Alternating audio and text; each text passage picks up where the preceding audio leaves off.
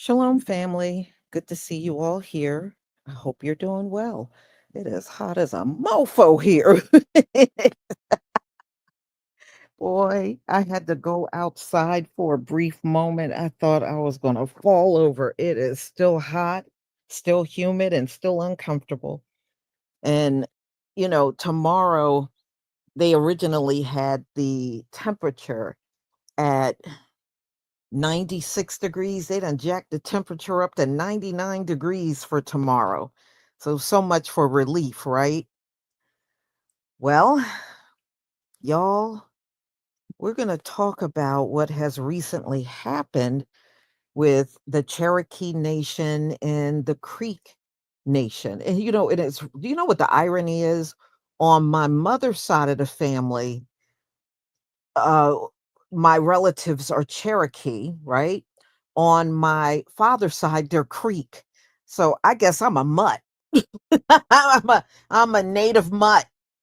So anyway, y'all, now they're saying they will embrace their freedmen members when we know years ago, and we saw the story and I did videos on it, where they were throwing out the freedmen's and denying them membership, especially the Cherokee Nation. They were very vocal about it. But we have to also remember the Creek and Cherokee, these are groups that had slaves. There were many of these native groups that had slaves, and they didn't want to give their slaves up. That's why they also fought in the Civil War. And in many cases, the feds had to go on their land to make them release their slaves. They didn't do it willingly. Always remember that. So these Siberian immigrants were trying to do everything they could to hang on to their slaves. So the stories are interesting. So we're just going to listen tonight. And I got another really interesting one on cultural appropriation. Tomorrow, and I'm getting everything together now. The pretendians from Siberia and white people are saying soul food came from them. That's what they said. Soul food came from them. So we're going to talk about that tomorrow. I'm getting that all set up tonight. So, you know, it'll be plenty of appropriating stories coming out. That's for sure. But they came up with soul food. We didn't come up with it. They did. But I find that fascinating. Where are all the white soul food restaurants in America? And where are the Native American soul food restaurants across America? How come we don't see any? But they are the creators of it. I don't see any. Look, there are soul food restaurants around me, but now one of them are owned by white people or native Indians from these reservations. I don't see none of them owning these restaurants or selling the food. I just find that fascinating, but you came up with it, huh? Interesting. Interesting. And you can't even say Paula Deen. Paula Deen, all of her cooks were melanated, mostly men were cooking that food. She wasn't cooking that food, please. And everything that, and I can't believe anybody watched her show in the first place. Everything Paula Deen cooked with, she put about 5 sticks of butter in it. I mean, oh yeah, yes, I'm making this. Put 3 sticks of butter in here. I'm like, what? That's all she did. And I was like, I can't believe this show is on the air. Every time, the few times I would watch that show, that woman would put tubs of butter in the damn food. I'm like, I'm surprised no one in her family got heart problems. But that was funny. But no, that's not soul food cooking, putting 3 sticks of butter in your sweet potato and all that. Okay, no. I don't know what you call that, but that's not soul food. So anyway, that's for tomorrow. So I'm going to share my screen so we can get into these recent developments from the Cherokee Nation and the Creek Nation. Okay. Share my screen.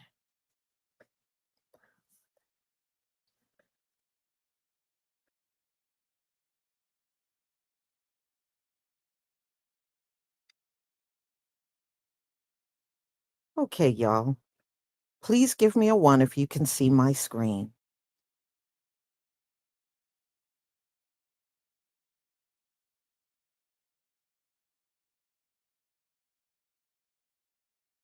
Okay, thank you.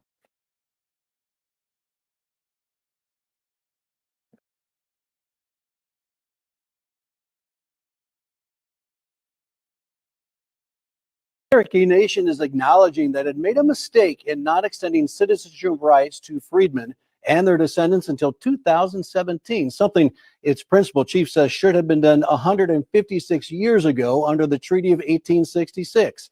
Kennedy Sepulveda, who reports on Native Affairs, joins us now with more on the long history that has culminated with an apology from Chuck Hoskin Jr. Kennedy. That's right, Rich. And nearly 12,000 Freedmen Descendants have enrolled in the Cherokee Nation in the last 5 years. But just this month, the Cherokee National History Museum in Tahlequah, Oklahoma, unveiled a new exhibit that honors freedmen and shares their story. We have to recognize that there were times that we imposed trauma on others. Chuck Hoskin Jr., Principal Chief of the Cherokee Nation, says the tribe is facing its history by embracing the spirit of equality. And I think any nation is a stronger nation if they tell the whole of their story, the tragedy, the triumph, and the chapters that are dark and difficult. I hope people come here and, first of all, understand that that happened. But I also hope they come away with some hope that we're in a new era in which, yes, we're recognizing that history, but we're also working towards collective healing. The new exhibit details slavery and emancipation on the Cherokee Reservation, details of the Treaty of 1866, the vote that relinquished Cherokee freedmen citizenship, and the fight to reestablish those rights. The most compelling part of the stories that were submitted by the Cherokee freedmen community that are a large-scale installation of those community voices that tell the story that have not been told for more than a century. My mother worked extremely hard for the rights of her children, her family, all of us. And so I must say, I'm thankful. I'm thankful that we've moved forward, and I am proud to say I am Cherokee. The Cherokee Nation, along with the Chickasaw, Choctaw, Seminole, and Muscogee Creek nations, signed treaties in 1866 that abolished slavery in the tribes and granted full citizenship to freedmen. Article 9 of the Treaty of 1866, signed by the Cherokee Nation, states all freedmen and their descendants shall have all rights of native Cherokees. However, in 2007, the Cherokee people voted to define citizenship as by blood, which cost 2,800 freedmen their tribal citizenship.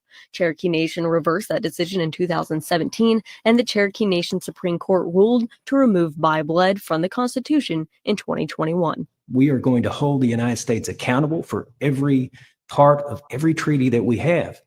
We can't do it if we refuse to or deny the existence of provisions in the treaties that say, for example, we must give freedmen and their descendants all the rights of native Cherokees. The Seminole Nation also kept the long-standing promise to the Seminole freedmen, but 3 of the 5 tribes did not keep their promise from their 8.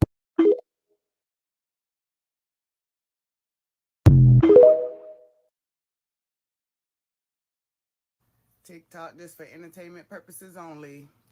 And for the Cherokee people who are trying to include us as Indians now, we good. We good. That's the thing about all of them. They only want to try to include us. They only want to try to jump on the bandwagon when they know that their ass is in trouble.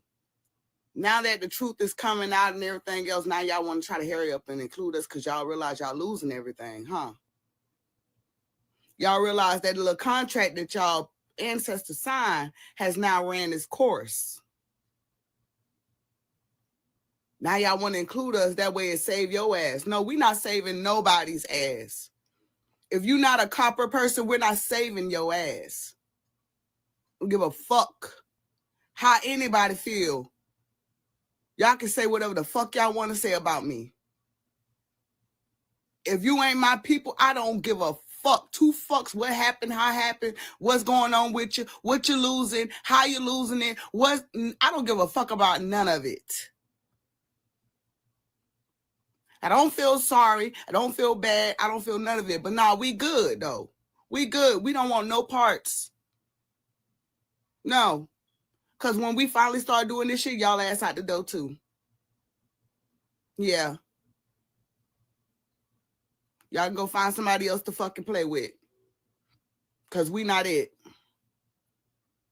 We tried to be kosher with y'all motherfuckers for way too goddamn long. We tried to be cool, calm, collected with y'all for way too motherfucking long. Now everybody want to try. No. No. Y'all keep that same energy y'all had in the beginning. Go over there with your best friend, the white man, because we cool. We good. Thank you.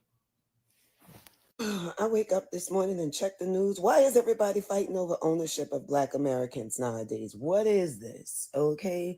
We went from literally not being acknowledged as people or whatever and just trying to exist in our communities to entire groups fighting over us. And like, I don't know if I'm here for it.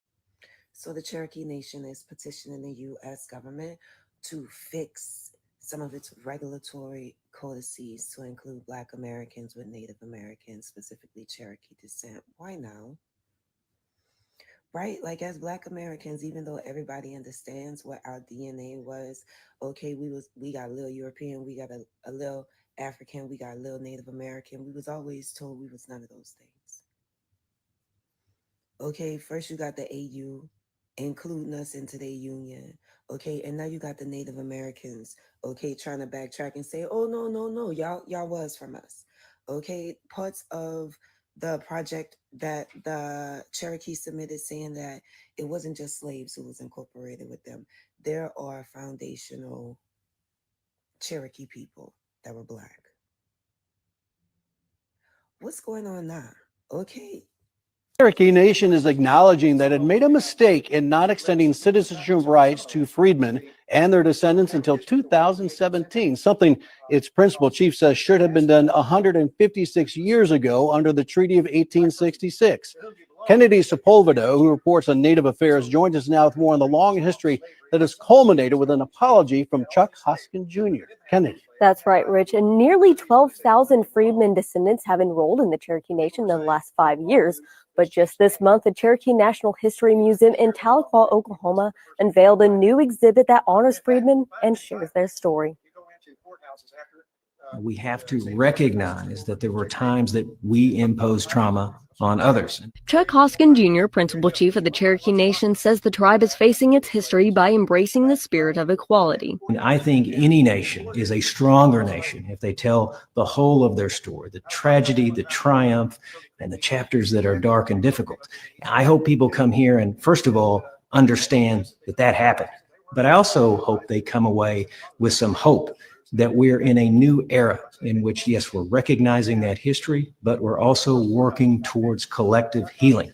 The new exhibit details slavery and emancipation on the Cherokee Reservation, details of the Treaty of 1866, the vote that relinquished Cherokee freedmen citizenship, and the fight to reestablish those rights. The most compelling part of the stories that were submitted by the Cherokee Freedmen community that are a large-scale installation of those community voices that tell the story that have not been told for more than a century. My mother worked extremely hard for the rights of her children, her family, all of us. And so I must say, I'm thankful. I'm thankful that we've moved forward, and I am proud to say I am Cherokee. The Cherokee Nation, along with the Chickasaw, Choctaw, Seminole, and Muscogee Creek nations, signed treaties in 1866 that abolished slavery in the tribes and granted full citizenship to freedmen.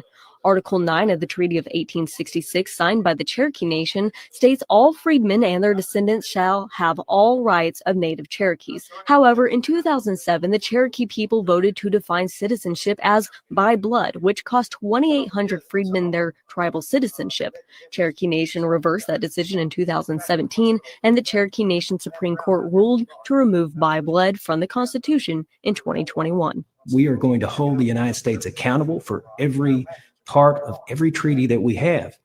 We can't do it if we refuse to or deny the existence of provisions in the treaties that say, for example, we must give freedmen and their descendants all the rights of native Cherokees. The Seminole Nation also kept the long-standing promise to the Seminole freedmen, but 3 of the 5 tribes did not keep their promise from their 8.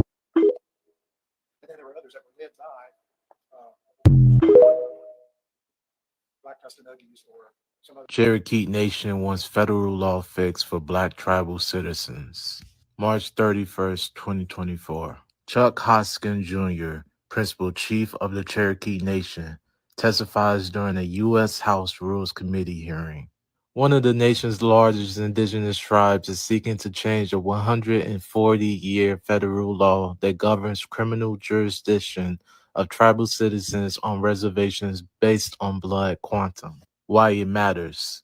The move by the Cherokee Nation comes as the Oklahoma tribe is welcoming the descendants of formerly enslaved Black people, once owned by tribal members, as citizens.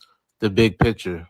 The challenge to the Federal Major Crimes Act also comes as more indigenous tribes assert themselves over issues of sovereignty, political representation, and how they should define who is a tribal member.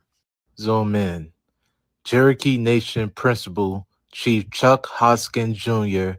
tells Axios the tribe is asking Congress to revamp the 1885 federal law that focuses on Indian blood, a racial category that many tribes now shun. Federal courts have interpreted that law to require tribal citizens charged in criminal cases on tribal land to have a certain blood quantum to be prosecuted in federal or tribal court instead of state. Hoskins says the law discriminates Cherokee citizens of Freedmen descent, who may be tried in state court with other non-tribal members, and it needs to be updated for a new reality. Black freedmen, or should I say Black freedmen, are oftentimes the result of African slaves that escaped their plantation and found sovereignty on Native American reservations, oftentimes being adopted into the Native culture. It's about the United States respecting tribal sovereignty and frankly catching up with the Cherokee Nation in terms of equality for all of our citizens, including Cherokee citizens of Freedmen descent. Background. The Supreme Court ruled in 2020 that a larger portion of eastern Oklahoma falls within an indigenous reservation, preventing state authorities from prosecuting offenses committed by Native Americans on tribal land. But some Black tribal members are still being prosecuted because they lack Indian blood, according to New York Times. The Times highlighted a case involving Michael J. Hill, a Black citizen of the Cherokee Nation who got into an altercation with law enforcement on tribal land. He sought to have a case dismissed, arguing that as a tribal member in tribal territory, state officials were outside the state's criminal jurisdiction. But the courts ruled that he didn't have enough Indian blood to make the claims. State of play. The Cherokee Nation Supreme Court ruled in 2021 that free men have the right to tribal citizenship, and the tribe soon approved changes to its constitution to include freemen.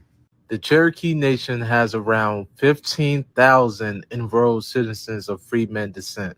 Yes, but other tribes who once owned Black enslaved people are resisting to include freemen as tribal members. Black descendants of enslaved people once owned by members of the Muscogee Creek Nation are seeking full tribal membership in a case that's now backlogged in the court system. Between the lines. The conflict is between the U.S. government struggling to differentiate between race and agreements with sovereign nations. At the end of the day, it is a question of sovereignty.